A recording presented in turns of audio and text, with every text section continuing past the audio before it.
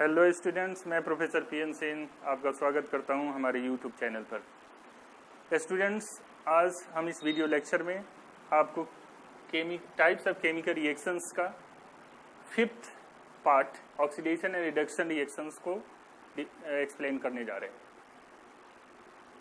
What is oxidation reaction? First oxidation reaction को describe करेंगे।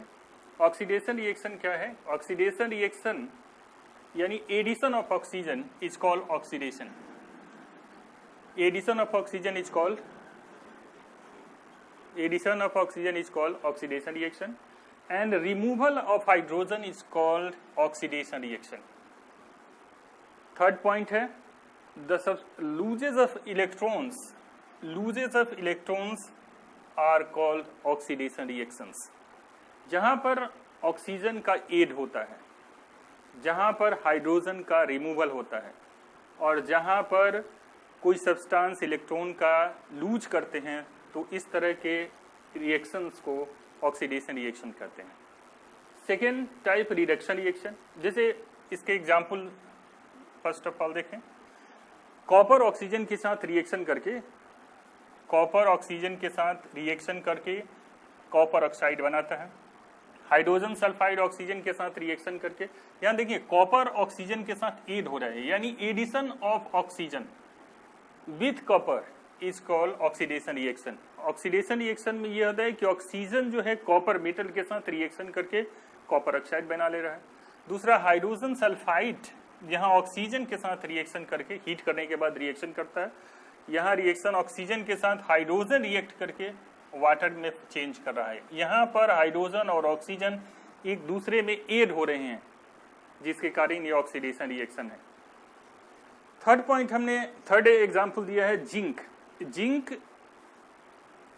Loses of electrons, यानी वैसे सब्सटेंस जो इलेक्ट्रॉन लूज करते हैं उसको ऑक्सीडेशन रिएक्शन करते हैं। यहाँ जिंक अपना 2 इलेक्ट्रॉन लूज करके जिंक प्लस में चेंज कर गया, 2+ में चेंज कर गया और 2 इलेक्ट्रॉन लूज कर दिया, तो यहाँ जिंक क्या हो रहा है? जिंक का ऑक्सीडेशन हो रहा है। अब चलते हैं reduction. It is a process in which oxygen is removal. Reduction क्या होता है? ठीक अपोजिट होता है ऑक्सीडेशन का, यानी कि oxygen removal of oxygen is called reduction. Addition of hydrogen is called reduction and third point है gain of electrons is called reduction. अब आप कंपैरेटिवली देखेंगे तो यहां देखिए कि oxygen is added in oxidation. यहां ऑक्सीजन का एड हो रहा है तो रिडक्शन में ऑक्सीजन का रिमूवल हो रहा है। यहां हाइड्रोजन का ऑक्सीडेशन में हाइड्रोजन का रिमूवल हो रहा है तो रिडक्शन में हाइड्रोजन का एडिशन हो रहा है। और यहां ऑक्सीडेशन में जिंक इलेक्ट्रॉन लूज कर रहा है, यानी लॉस ऑफ इलेक्ट्रॉन हो रहा है। रिडक्शन में गेन ऑफ इलेक्ट्रॉन होता है। तो ये ठीक अपोजिट हमें दिखाई देता है कि ऑक्सीडेशन और रिडक्शन रिएक्शन एक दूसरे के अपोजिट होते हैं। अब रिडक्शन के हम देखेंगे कि रिडक्शन के कौन कौन सी, जैसे पोटासियम क्लोरेट को हीट करते हैं तो पोटासियम क्लोराइड बनाता है और ऑक्सीजन गैस निकलती है। पोटासियम क्लोरेट, यहाँ रिएक्शन ऑक्सीजन का पोटासियम क्लोरेट से ऑक्सीजन रिमूव हो रहा है, तो रिमूवल ऑक्सीजन का रिमूवल हो रहा है, यहाँ ऑक्सीजन रिमूव कर रहा है। सेकेंड एग्जाम्पल है सोडियम हाइड्रोजन, रिएक्ट करके सोडियम हाइड्राइड बनाते हैं। सोडियम हाइड्राइड यानी एडिशन ऑफ हाइड्रोजन हो रहा है। और यहाँ गेन ऑफ इलेक्ट्रॉन, यानी 2 इलेक्ट्रॉन जिंक प्लस में एड करके जिंक में चेंज कर रहा है, यहाँ गेन ऑफ इलेक्ट्रॉन हो रहा है। इस तरह से ये रिडक्शन रिएक्शन है। और रिडक्शन रिएक्शन ऑक्सीडेशन रिएक्शन एक दूसरे के अपोजिट होते हैं। स्टूडेंट्स, कंपैरेटिवली आप स्टडी करेंगे ऑक्सीडेशन और रिडक्शन रिएक्शन को तो आसानी से समझ में आ जाएगा। ऑक्सीडेशन फिर से एक बार रिपीट कर रहे हैं। Oxidation addition of oxygen, removal of hydrogen and losses of electron. 3 type से हमने डिफाइन किया है सुविधा के ख्याल से, ताकि आप लोगों को आसानी से समझ में आ सके। Oxidation is addition of oxygen, removal of hydrogen and losses of electron are called oxidation. Reduction, removal of oxygen, addition of hydrogen and gain of electron, ये रिडक्शन प्रोसेस है। मैंने एग्जाम्पल दे करके सबको तीन एग्जाम्पल दे करके समझा दिया कि क्लोरेट जब हीट किया जाता है तो क्लोरीन, यहाँ ऑक्सीजन में यहाँ पर KClO3 है, में 3 to 6 ऑक्सीजन है। ये ऑक्सीजन जब हीट किया जाता है तो सेपरेट आउट हो जाता है, यानी यहाँ पर ऑक्सीजन का रिमूवल हो रहा है, ऑक्सीजन निकल रहा है। यहाँ पर एडिशन ऑफ हाइड्रोजन, यानी हाइड्रोजन एड हो रहा है, इसका मतलब कि ये रिडक्शन रिएक्शन है। और यहाँ इलेक्ट्रॉन्स का एडिशन हो रहा है, इलेक्ट्रॉन एड कर रहे हैं जिंक में, जिसके कारण जिंक एटम एलिमेंट प्राप्त होता है, तो ये रिडक्शन हो रहा है। तो आई होप आपको ऑक्सीडेशन और रिडक्शन अच्छी तरह से समझ में आ गया हो। अब हम चलते हैं सेकेंड पॉइंट्स का, redox reaction. What is redox reaction? Redox reaction those reaction in which oxidation and reduction take place simultaneously is called reduction। यानी वैसे केमिकल रिएक्शन जहां ऑक्सीडेशन और रिडक्शन रिएक्शन साथ साथ हो, ऑक्सीडेशन और रिडक्शन रिएक्शन एक साथ हो, उसको रेडॉक्स रिएक्शन कहते हैं। एक बार फिर रिपीट कर रहे हैं, redox reaction, those reactions are called redox reaction in which oxidation and reduction are simultaneously occur. माने एक ही साथ साथ हो रहे हैं, ऑक्सीडेशन रिडक्शन रिएक्शन अगर साथ साथ होते हैं तो उसको रेडॉक्स रिएक्शन कहते हैं। बहुत सारे रिएक्शंस हैं जिसमें जहां पर ऑक्सीडेशन और रिडक्शन रिएक्शन एक ही साथ होते हैं। जैसे हम एक सिंपल एग्जांपल ही है, कॉपर ऑक्साइड CuO हाइड्रोजन के साथ रिएक्शन करता है। तो हमने जो बताया था कि कॉपर CuO, यहाँ कॉपर और ऑक्सीजन दो एलिमेंट्स आपस में कंबाइन करके कंपाउंड का फॉर्मेशन किया है। जब ये हाइड्रोजन के साथ रिएक्शन करता है तो कॉपर से ऑक्सीजन रिमूव हो रहा है, कॉपर से ऑक्सीजन रिमूव होकर सिंगल कॉपर बन रहा है। तो रिमूवल ऑफ ऑक्सीजन क्या कहलाता है? रिडक्शन कहलाता है। यहाँ देखें, removal of oxygen is called reduction, यानी कॉपर से ऑक्सीजन रिमूव कर रहा है, इसलिए इसका रिडक्शन हो रहा है। हाइड्रोजन के साथ जो ऑक्सीजन रिमूव हुआ वो हाइड्रोजन के साथ एड हो रहा है। तो हाइड्रोजन के साथ जब एडिशन हो रहा है तो एडिशन ऑफ हाइड्रोजन, यानी हाइड्रोजन के साथ ऑक्सीजन एड हो रहा है, तो addition of oxygen is called oxidation reaction. Clear? तो यहाँ इसका रिडक्शन हो रहा है कॉपर का, कॉपर ऑक्साइड से कॉपर का रिडक्शन हो रहा है, और हाइड्रोजन का ऑक्सीजन से एड होकर के वाटर मॉलिक्यूल्स का फॉर्मेशन हो रहा है, तो ये ऑक्सीडेशन होता है। तो ये ऑक्सीडेशन और रिडक्शन रिएक्शन यहाँ पर साथ साथ हो रहे हैं, इसलिए ये रिएक्शन जो होता है, ये रिएक्शन जो है रेडॉक्स रिएक्शन का रहता है। तो ये रेडॉक्स रिएक्शन वैसे केमिकल रिएक्शंस हैं जहाँ पर ऑक्सीडेशन और रिडक्शन साथ साथ चलते हैं, साथ साथ होते हैं, उस रिएक्शन को रेडॉक्स रिएक्शन कहते हैं। एग्जाम्पल से समझ गए। अब हम नेक्स्ट एक्सोथर्मिक रिएक्शंस क्या होते हैं, एक्सोथर्मिक रिएक्शन और इंडोथर्मिक रिएक्शंस को समझेंगे। एक्सोथर्मिक रिएक्शंस क्या होते हैं कि कुछ ऐसे केमिकल्स रिएक्शन है जहां पर हीट निकलता है, और कुछ ऐसे केमिकल्स रिएक्शन है जहां पर हीट एब्जॉर्ब होता है, हीट देते हैं तब जाकर के रिएक्शन होता है। तो वैसे केमिकल रिएक्शन जिसमें हीट निकलता है, इवॉल्व होता है, उस रिएक्शन को एक्सोथर्मिक रिएक्शंस कहते हैं। Those chemical reaction in which heat is evolved, then it is called exothermic reaction। जैसे आप सिंपल कैल्शियम ऑक्साइड लें, कैल्शियम ऑक्साइड क्विकलाइन में वाटर मॉलिक्यूल जब डालते हैं, जैसे चूना में पानी डालते हैं, जिंदा चूना में पानी, कैल्शियम ऑक्साइड जो होता है क्विकलाइन जिंदा चूना कहा जाता है, उसमें पानी डालते हैं, तो पानी डालने के बाद वो खौलने लगता है, जिस कंटेनर में रखा जाता है वो कंटेनर हीट हो जाता है। तो हीट होने का मतलब कि इसे हीट इवॉल्व हो रहा है। तो ये रिएक्शन जो है एक्सोथर्मिक रिएक्शंस है।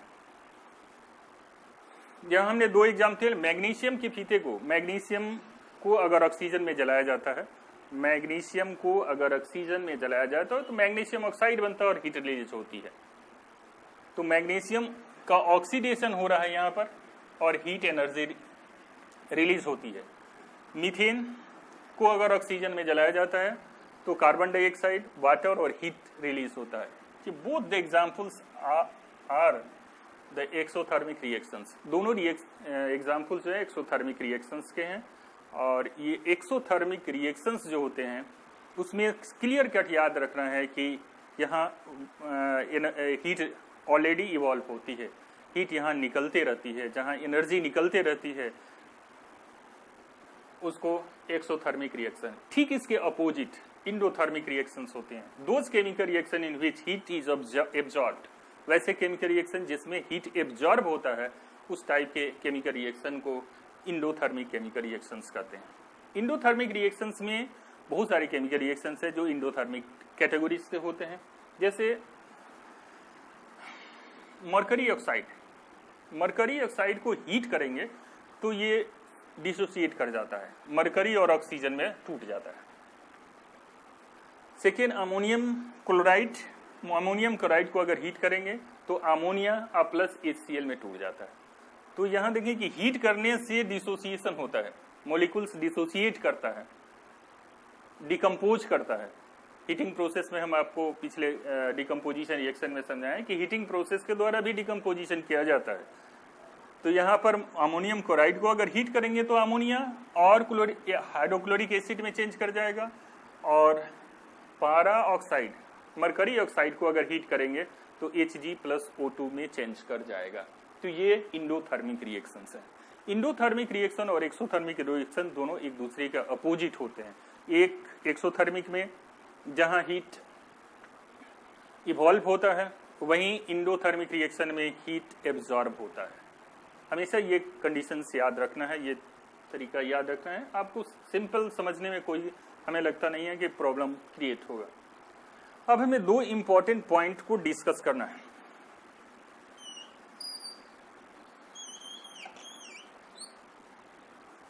ये पॉइंट्स है कोरोजन। What is corrosion? देखिए, कोरोजन बहुत सारे मेटल्स हैं जिसमें कोरोजन होता है। मेटल जब वाटर मॉलिक्यूल्स, एयर या कुछ ऐसे केमिकल प्रेजेंट होते हैं, केमिकल्स के साथ रिएक्शन करके उसमें कोरोजन स्टार्ट हो जाता है। जैसे simply rusting of iron is a type of corrosion. Iron में रस्टिंग जो होता है, जंग लगना, एक कोरोजन का प्रोसेस है, जिसमें होता क्या है कि अगर आयरन में रस्टिंग रेगुलरली चल रहा हो तो धीरे धीरे आयरन खत्म हो जाता है और कुछ दिनों के बाद आयरन सॉइल में पूरी तरह से डिजॉल्व हो जाता है। दूसरा पॉइंट्स, तो मेटल्स आर स्लोली, यानी कोरोजन क्या है? Metals are slowly eaten by the reaction of water, air and chemicals present in the atmosphere. 3 points है। वाटर के साथ कोरोजन हो सकता है, एयर के साथ कोरोजन हो सकता है, मॉइस्चरस एयर, और केमिकल्स के साथ भी हो सकते हैं। और ये केमिकल्स के साथ कोई भी मेटल आपस में रिएक्शन करके वो कोरोड कर सकता है। ये कोरोजन 3 पॉइंट से हो सकते हैं। एटमॉस्फेयर में ये तीनों चीजें पाई जाती है। Rusting of iron and black coating of silver और द बेस्ट एग्जाम्पल हमारे हम लोगों को समझने में ज्यादा सुविधा होगी, क्योंकि रस्टिंग जो हम चारों तरफ देखते रहते हैं। जब भी हम घर से बाहर निकलते हैं, घर पर भी देखते हैं कि आयरन में रस्ट लग गया है, गाड़ियों में रस्ट लग जाती है, ब्रीजेस में रस्ट लग जाती है, मिलियंस ऑफ आयरन्स जो हैं डिस्ट्रॉय हो जा रहे हैं। और आयरन के जो अगर इस काफ़ी मात्रा में आयरन अगर डिस्ट्रॉय होते हैं तो उस देश की इकोनॉमी पर इफेक्ट भी पड़ती है। अब हम इस कोरोजन को कैसे प्रिवेंट कर सकते हैं? तो सबसे इम्पोर्टेंट पॉइंट्स जो होते हैं जिस कोरोजन को प्रिवेंट किया जा सकता है, उसमें पेंटिंग करके, सिंपल हमारे घरों में भी, गाड़ियों में भी, बहुत सारे ब्रिजेस पर भी पेंटिंग करके, रेगुलरली अगर पेंटिंग किया जाए तो हम पेंटिंग करके कोरोजन को रोक सकते हैं। कोरोजन क्या है? कोरोजन एक ऑक्सीडेशन रिएक्शन है, जहां जैसे किसी भी मेटल्स में पोर्स होते हैं, छिद्र होते हैं, वहां ऑक्सीजन इंटर करके उसको ऑक्सीडाइज करके, रस्टिंग ऑफ आयरन क्या है कि फेरिक ऑक्साइड बना लेता है, फेरिक ऑक्साइड फेरस ऑक्साइड में चेंज कर जाता है, Fe2O3 चेंज इनटू Fe3O4, और ये एक रस्ट के रूप में, पपरी के रूप में फट करके बाहर निकल जाता है। तो ये रस्टिंग, इसको बचाने का उपाय क्या है? पहला पॉइंट है पेंटिंग करके, सेकेंड पॉइंट है वाइलिंग, ग्रीजिंग करके बचाया जा सकता है। थर्ड पॉइंट है गैल्वेनाइजेशन करके बचाया जा सकता है। और फोर्थ पॉइंट है गैल्वेनाइजेशन करके और coating of chromium. Chromium metal में कोरोजन नहीं होता है, इसलिए उसकी अगर कोटिंग उस जिस मेटल्स को बचाना है उसके ऊपर कर दे तो हम आसानी से उस मेटल को बचा सकते हैं। तो chromium coating plateds, chromium coated materials भी आते हैं। दूसरा गैल्वेनाइज किया जाता है, जैसे जिंक का एक पतला कवर उसके ऊपर चढ़ा दी जाती है जिससे जिंक भी कोरोजन से बचाता है। पेंटिंग करके, तो पेंटिंग जनरली पेंटिंग से ही बचाया जाता है, या वायल या ग्रीस लगा करके भी कोरोजन को रोका जाता है। ये सभी प्रोसेस जो है प्रिवेंशन ऑफ ऑक्सीडेशन। कोरोजन क्या है, एक तरह से एक केमिस्ट्री में अगर देखें तो कोरोजन एक ऑक्सीडेशन रिएक्शन है। ऑक्सीडेशन को से बचने के सारे उपाय हैं पेंटिंग, वायलिंग, ग्रीजिंग, गैल्वेनाइजेशन और कोटिंग ऑफ क्रोमियम। ये सारे मेथड्स सिर्फ ऑक्सीडेशन से बचने का उपाय है। तो इस तरह से हम कोरोजन को बचा सकते हैं और प्रिवेंशन ऑफ कोरोजन है। हमारा लास्ट पॉइंट इस चैप्टर का है रेंसिडिटी। रेंसिडिटी क्या होती है? It is a process of slow oxidation of oil and fat present in the food resulting in the change of taste and smell of the food. ठीक है, slow oxidation rancidity के, जैसे अब इसको हम बहुत सिंपल तरीके से समझा रहे हैं। जैसे फूड मटेरियल बना करके, चावल बना करके या दाल बना करके जिसमें फैट और ऑयल की मात्रा ज़्यादा होती है, उसको अगर गर्मी के दिनों में ओपन जगह पर रख देते हैं तो वो हीट होता है, ऑक्सीडाइज हो जाता है, और ऑक्सीडाइज होकर दाल खट्टा हो जाता है, चावल खराब हो जाते हैं, जिसके टेस्ट और स्मेल में चेंजिंग आ जाते हैं। This process is called rancidity. और इस तरह से फूड मटेरियल हमारे टेस्ट और उसका स्मेल खराब हो जाता है। इसलिए टेस्ट और स्मेल जब खराब हो जाता है तो उस फूड मटेरियल को रैंसिड कहते हैं, यानी उसका ऑक्सीडेशन हो गया। उनमें ये ऑक्सीडेशन जो होता है हेवी सनलाइट के कारण होता है, जहाँ सबसे ज़्यादा हीट होता है आसानी से ऑक्सीडेशन होता है। तो जनरली आप देखते होंगे कि फूड मटेरियल्स जो है गर्मी के दिनों में ज़्यादा रेंसिड होता है, फूड मटेरियल्स जो है गर्मी के दिनों में ज़्यादा खराब होता है, जबकि जाड़े के दिनों में खराब नहीं होता है। तो ये ऑक्सीडेशन प्रोसेस है। फूड मटेरियल को अब हम बचाएंगे कैसे, प्रिवेंशन कैसे करेंगे? इसके लिए एयर टाइट कंटेनर्स में रखें जहां पर एयर इंटर न करे, यानी एयर के साथ ऑक्सीजन होता है। ऑक्सीजन अगर इंटर करेगा तो ऑक्सीडेशन हो जाएगा, ऑक्सीडेशन हो जाता है फूड मटेरियल रेंसिड हो जाएगा। तो एयर टाइट कंटेनर में इसे रखेंगे तो हम रेंसिडिटी से बच सकते हैं। सेकेंड पॉइंट है रेफ्रिजरेशन। गर्मी के दिनों में बहुत सारे लोगों के पास फ्रीज है और फ्रीज में फूड मटेरियल रख देते हैं जिससे रेंसिड होने से बच जाता है। लो टेम्परेचर पर ऑक्सीडेशन नहीं होगा, यानी कूल कर देंगे तो ऑक्सीडेशन नहीं होगा, और इस तरह से ऑक्सीडेशन से हम फूड मटेरियल को रेंसिड होने से बचा सकते हैं। थर्ड पॉइंट है packed with nitrogen gas like chips.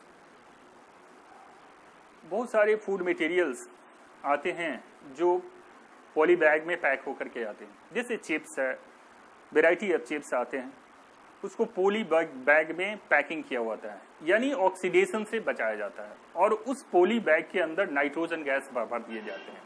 तो नाइट्रोजन एंटीऑक्सीडेंट कहलाता है, वो ऑक्सीडेशन नहीं होने देता है, इसीलिए नाइट्रोजन गैस को उस पॉली बैग में भर दिया जाता है, जिससे बहुत दिनों तक वो फूड मटेरियल सुरक्षित रहता है। उसका टेस्ट और स्मेल कभी चेंज नहीं होते हैं जब तक कि लीकेज ना हो। जब लीकेज हो जाएगा, एयर इंटर करेगा, वो ऑक्सीडाइज होकर के रेंसिड हो जाएगा। तो नाइट्रोजन गैस भर करके चिप्स या दूसरे फूड मटेरियल को सेव किया जा सकता है, बचाया जा सकता है। फोर्थ पॉइंट है avoid sunlight direct cooked food. जैसे फूड मटेरियल अगर बना लेते हैं तो डायरेक्ट सनलाइट में कभी न रखें। सनलाइट में रखने के कारण ही ऑक्सीडेशन तेजी से होता है, इसलिए डायरेक्ट सनलाइट में कभी भी फूड मटेरियल को न रखें। हमारा फिफ्थ पॉइंट है एड एंटीऑक्सीडेंट। सारे फूड मटेरियल में जैसे हम चावल, रोटी या दाल बनाते हैं तो एंटीऑक्सीडेंट मिला नहीं सकते। जो पैक्ड फूड मटेरियल होते हैं, जो बाहर से हमें पैकिंग करके आते हैं, उस फूड मटेरियल में हम चाहें तो एंटीऑक्सीडेंट मिला सकते हैं। एंटीऑक्सीडेंट में हमने दो ऑक्सीडेंट BHA और BHT, दो एंटीऑक्सीडेंट्स इंपॉर्टेंट ऑक्सीडेंट है। ब्यूटिलेटेड हाइड्रोक्सी एनिसोल BHA और BHT ब्यूटिलेटेड हाइड्रोक्सी टॉलिन, ये दो इंपॉर्टेंट एंटीऑक्सीडेंट्स है जो पैक्ड फूड मटेरियल में अगर मिक्स किया जाए तो उसको ऑक्सीडेशन होने से बचा देता है, यानी रेंसिड होने से बच जाता है और वो फूड मटेरियल हमारा सेफ रहता है, खाने लायक रहता है। तो स्टूडेंट्स इतने पॉइंट्स हैं और केमिकल रिएक्शन एंड इक्वेशंस हमने पूरी चैप्टर अपने पूरे लेक्चर में 3-4 ही शायद लेक्चर होंगे, 4 लेक्चर में पूरी तरह से कंप्लीट आज कर दिया है।